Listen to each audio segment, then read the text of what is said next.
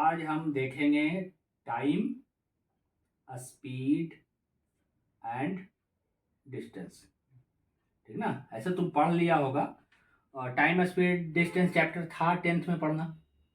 10th में नहीं था, 9th में था, 9th में भी नहीं था, 10th में भी नहीं था। ये बेसिक वालों को होगा। खैर कोई बात नहीं है। देखो, टाइम स्पीड एंड डिस्टेंस में सिंपल सा बेसिक फॉर्मूला क्या है। स्पीड बराबर क्या होता है, कुछ है यार?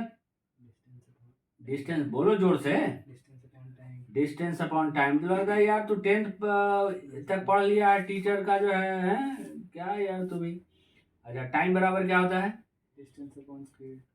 ये सिंपल सी चीज है, ये क्रॉस मल्टीप्लीकेशन हो जाएगा। ये बेसिक फॉर्मूला तुमको पता है, डिस्टेंस अपॉन स्पीड। और डिस्टेंस बराबर क्या होगा? Speed into time.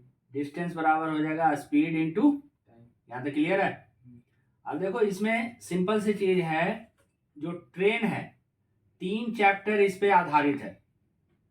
Time, speed और डिस्टेंस पे 3 चैप्टर। एक तो ये खुद हो गया, दूसरा ट्रेन हो गया, और तीसरा बोट एंड स्ट्रीम हो गया। ये 3 chapter time, speed and distance पे आधारित है। इसमें सिंपल सा चीज है, किलोमीटर पर आवर से मीटर पर सेकंड में कैसे बदलना है, मीटर पर सेकंड को किलोमीटर पर आवर में कैसे बदलना है, रिलेटिव स्पीड क्या होता है, जब अपोजिट डायरेक्शन में गाड़ियां आता है तो उसका रिलेटिव स्पीड क्या होता है, जब सेम डायरेक्शन में जाती है कोई गाड़ियां तो उसका रिलेटिव स्पीड क्या होता है। इसी तरह से बोट एंड स्ट्रीम में धारा के साथ जा रहा है, डाउनवर्ड उसको बोलते हैं। धारा के विपरीत चल रहा है तो अपवर्ड बोलते हैं।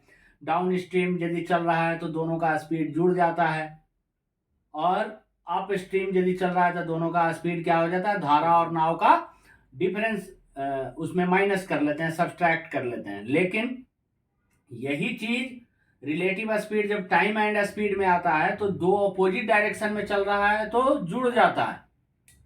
कारण क्या है कि जब धारा में चलता है नाव, धारा के विपरीत, तो नाव को ज्यादा ताकत लगाना पड़ता है। ठीक उसी प्रकार जब एक साइकिल सवार हवा के विपरीत में साइकिल चलाता है तो उसका स्पीड क्या हो जाता है, घट जाता है, या ताकत ज्यादा लगता है।